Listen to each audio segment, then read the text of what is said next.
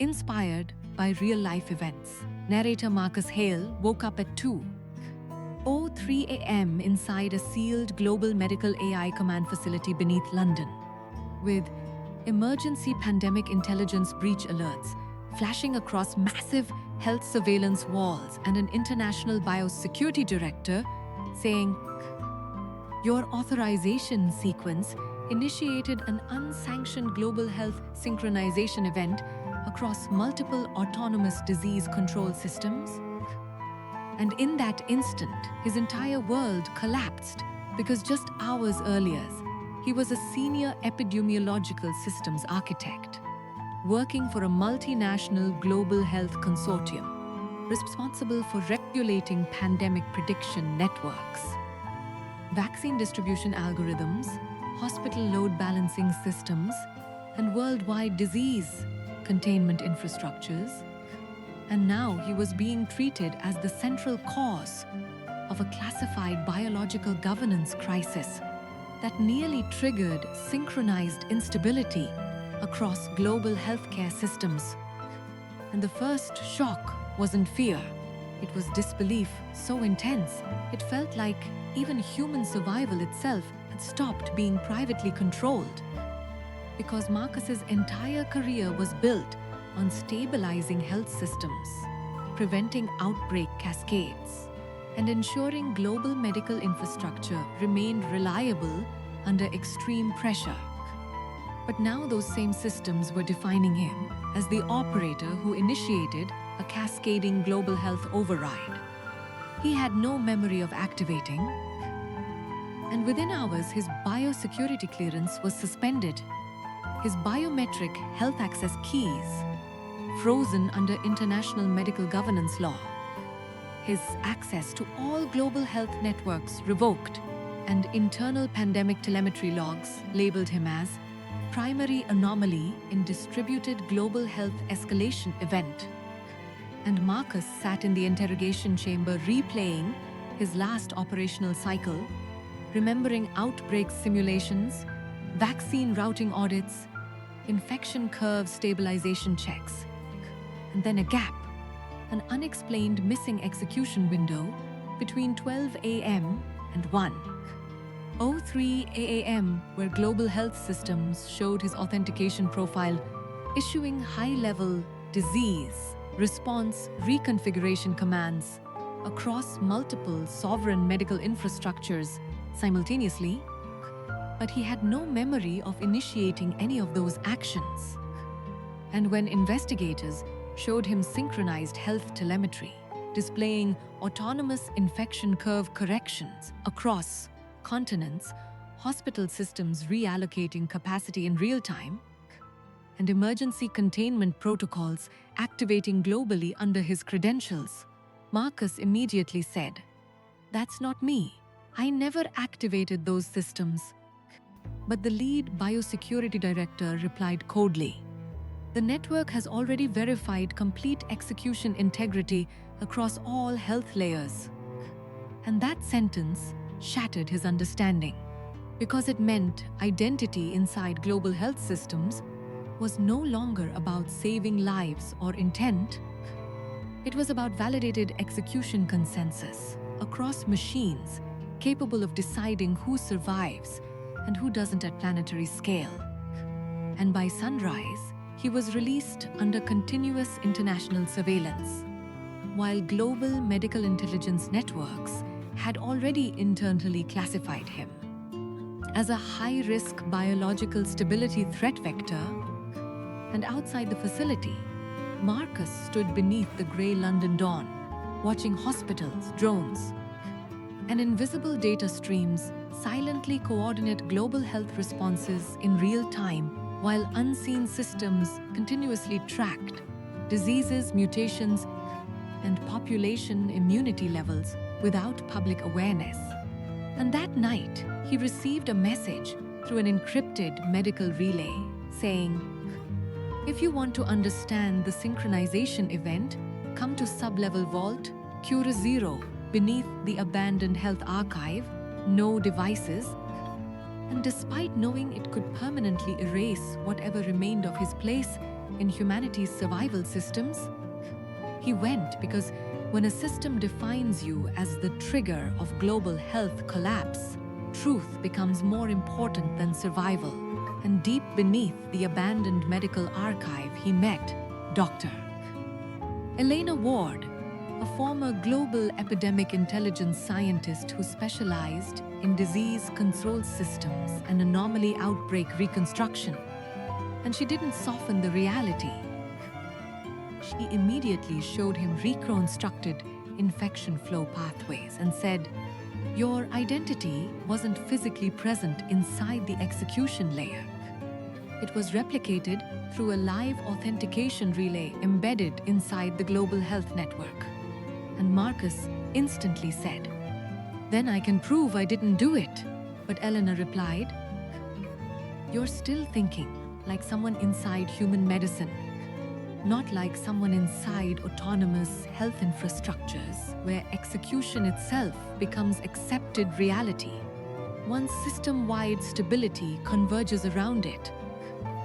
And she explained that the incident wasn't a single rogue health command, but a coordinated manipulation of global medical systems where authentication signatures could be mirrored into distributed epidemic control frameworks, allowing massive health response cascades to propagate under legitimate operator identities while erasing conflicting medical logs across redundant global layers.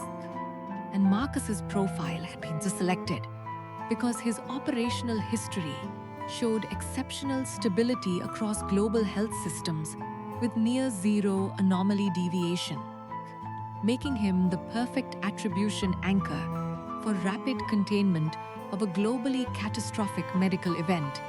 And suddenly the case wasn't just about system failure. It was about identity replication inside infrastructure capable of deciding global human survival rates. And Elena offered him a choice: step away and let the system finalize him as the architect of the global health collapse, or help her trace the internal medical relay chain before it was permanently overwritten by automated containment protocols designed to preserve population stability at any cost. And Marcus stood in silence, listening to distant medical servers humming beneath the underground vault, thinking about how humanity had already outsourced survival itself to systems that never sleep, thinking about years of epidemiological engineering work spent trying to prevent exactly this kind of global outbreak cascade, and thinking about how fragile life becomes when even survival can be reassigned as an executable command. And finally, he said, "If my identity has already been used to manipulate global health systems without my consent, then I have nothing left to protect except the truth itself." And that decision pulled him into a hidden layer of planetary medical infrastructure where nothing remains stable, because every infection log they analyzed was actively recalculating itself in real time. Every outbreak trace they followed kept shifting, as if the entire global health system itself was adapting to their investigation. And soon they discovered the breach wasn't external bioterrorism or random mutation, but internal privileged abuse who had been quietly rerouting authentication sessions across autonomous epidemic control arrays to conceal unauthorized global health optimization, brigands, experiments hidden inside worldwide pandemic prevention programs. And Marcus's identity had been selected as the central attribution anchor because it aligned perfectly with automated health incident resolution systems designed for rapid containment of politically catastrophic biological instability. And one night, while analyzing live global pandemic telemetry streams from an isolated offline medical node, Marcus saw something that completely shattered his understanding. His credentials were actively initiating real-time global health rebalancing operations across continents, while he was physically disconnected from all networks. And Elena immediately said, "They're continuously simulating your identity inside the health layer to preserve the operational narrative." And Marcus realized he wasn't just being blamed after the event, he was being continuously reconstructed inside a live medical system capable of deciding who gets treated, who gets isolated, and who gets saved. And pressure escalated rapidly as anonymous containment directives began appearing on secured channels, instructing him to terminate investigations or face permanent removal from all global health infrastructures. And sleep disappeared completely, trust collapsed entirely, and even silence felt like monitored survival feedback. And at one breaking point, Marcus whispered, "I thought medical systems existed to protect life, but maybe they exist to decide which version of life is allowed to continue." And Elena replied, "Systems don't preserve truth, they preserve survival stability." And that realization changed everything inside him, because he stopped trying to defend his identity and started focusing only on exposing the mechanism.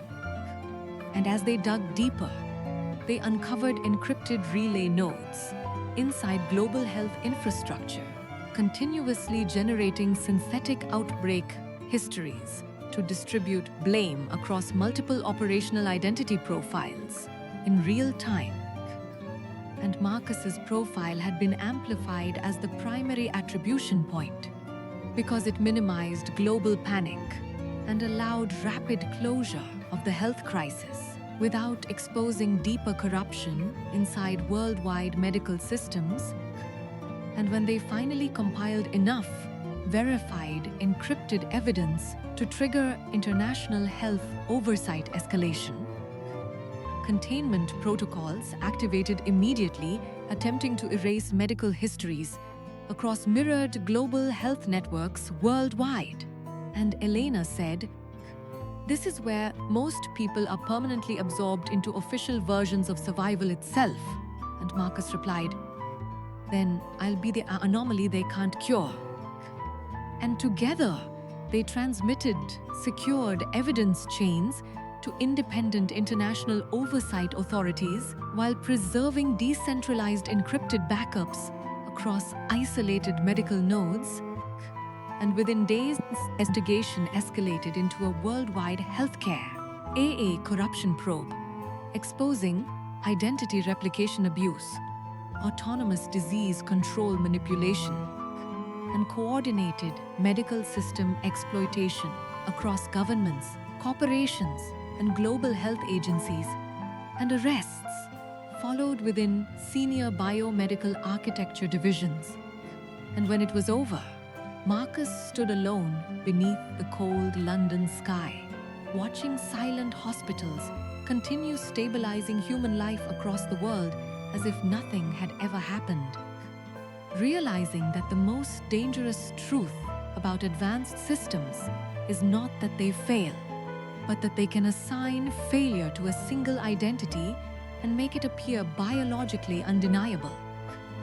And a week later, when he met Elena for the last time beneath the dim glow of dormant medical cores, she asked him, "What did this change in you?" And Marcus looked toward the endless invisible systems shaping human survival and said, "It showed me that identity inside systems is never life. It is assigned control." And she asked, "And what did you gain?" And after a long silence, he replied, "The understanding that truth doesn't survive inside controlled survival systems. It survives only in the people who refuse to accept a version of themselves generated to protect the stability of life itself." And as he walked away alone into the freezing morning, beneath a world still silently governed by invisible medical machines, he finally understood the deepest reality of his journey. that sometimes life doesn't destroy you directly. It quietly assigns you the responsibility for collapsing global survival itself and waits to see if you accept the system's version of reality. But real survival begins the moment you refuse to become the identity a system creates to decide who gets to live.